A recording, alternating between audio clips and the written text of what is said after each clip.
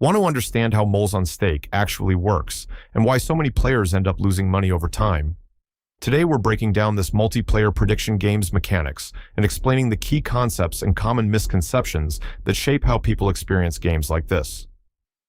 Moles is a stake original game where players select positions on a grid and wait to see where moles appear before a countdown timer expires.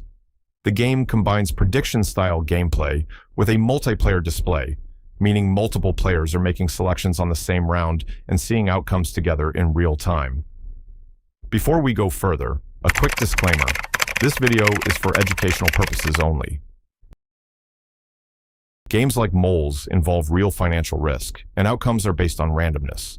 Losses can and do happen, and nothing in this video should be taken as encouragement to play. So, how does the game actually work? Each round begins with a grid made up of multiple holes, usually somewhere between 9 and 16 positions arranged in rows and columns. Before the round starts, players choose which positions or groups of positions they want to include for that round. These selections can range from a single hole to larger combinations like full rows, columns, or custom patterns. Each type of selection displays a different payout multiplier, which is based on how likely or unlikely that outcome is expected to be. Once the round starts, a short countdown begins, typically around 10 to 15 seconds. During this time, a set number of positions are selected by the system, and moles appear in those locations. If at least one of the selected positions overlaps with what a player chose, that selection results in a payout based on the multiplier shown.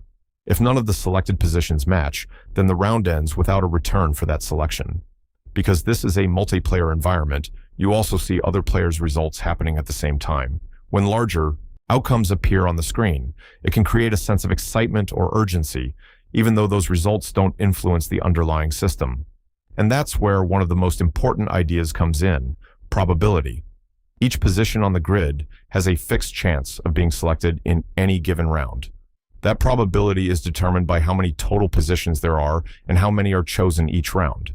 For example, if there are many possible positions but only a few are selected per round, then any specific position will naturally have a lower chance of appearing. But here's the key point. Every round is independent. That means the outcome of one round has absolutely no effect on the next. Even if a specific position hasn't appeared for a long time, its probability in the next round is exactly the same as it was before. This is often misunderstood because humans naturally look for patterns, even in completely random systems. You might see the same area appear multiple times in a short period and feel like it's becoming more likely. Or you might notice that something hasn't appeared for a while and assume it's due. In reality, neither of those interpretations changes the underlying probability. Another important concept is how payouts relate to probability. Selections that are less likely to occur tend to display higher multipliers. Selections that are more likely to occur tend to display lower multipliers. At a glance, this can make the system feel balanced, but the important detail is that the payouts are not designed to perfectly match the true probability of each outcome. This difference creates what's commonly referred to as a house edge. Over time, this built-in difference means that the average return is lower than the total amount placed into the game. Even if the overall return percentage appears high, individual selections within the game can still perform differently. Some may return results more frequently with smaller outcomes, while others may appear rarely but show larger multipliers. This trade-off between frequency and size of outcomes is what creates the overall experience. Another factor that shapes how people interact with the game is the multiplayer display. Seeing other players' results in real time can have a strong psychological effect.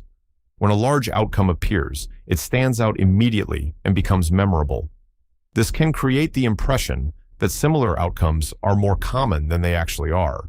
At the same time, smaller or less noticeable results don't stand out as much, even though they may be happening more frequently. This imbalance in perception can influence how people interpret what they're seeing, even though the system itself remains random and unchanged. There's also the concept of independence between rounds. No matter what happened previously, whether a certain area appeared multiple times or didn't appear at all, it has no impact on what happens next. Each round is generated separately, with the same probabilities applied every time. Understanding this helps explain why perceived patterns don't carry forward, even if they seem convincing in the moment. Another important aspect to consider is the pace of the game. Rounds happen quickly, often within seconds, which means a large number of rounds can occur in a relatively short period of time. Because of this, it can be easy to lose track of how many rounds have been played and how results are adding up overall. Small differences between outcomes, especially when repeated many times, can accumulate in ways that aren't immediately obvious during fast gameplay. This is why looking at results over a longer time frame gives a clearer picture than focusing on a few individual rounds. When you combine all of these elements, randomness, probability, payout structure, and speed, you get a system that is designed to feel dynamic and engaging, while still operating within fixed mathematical rules. The key takeaway is that Moles, like many similar games, is based on random outcomes where each round is independent, probabilities remain constant, and payouts reflect a system that includes a built-in edge over time. Understanding these principles doesn't change the outcomes, but it does help explain why results often don't match expectations in the long run. If you found this breakdown helpful, you can check out more videos where we analyze how different games work from both a mathematical and psychological perspective, focusing on how randomness and perception interact in these types of systems.